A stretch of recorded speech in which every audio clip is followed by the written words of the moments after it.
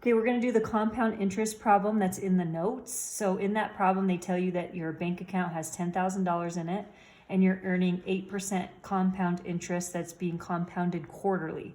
So the first thing I would do would be to write out your given pieces of information using the variables that go into your formula here.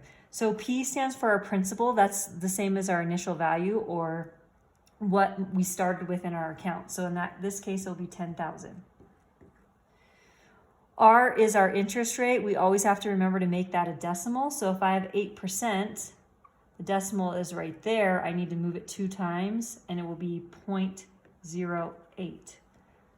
N is how many times per year something is compounding. So if somebody says quarterly, that means it is compounding 4 times per year.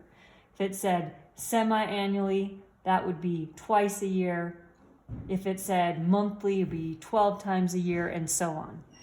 And then T right now, I'm just gonna leave it T for right now, okay? So I'm gonna plug everything else in. So I'm gonna say A equals 10,000 times 1 plus 0.08 over 4.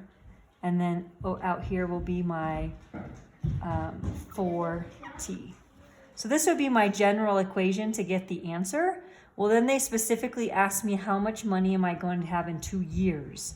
So I'm going to go ahead and plug the 2 in for t, which becomes 10,000, 1 plus 0.08 over 4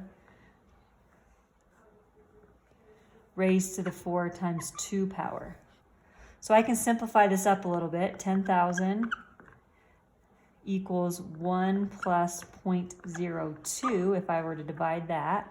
And 4 times 2 is 8. Then I could go ahead and add those.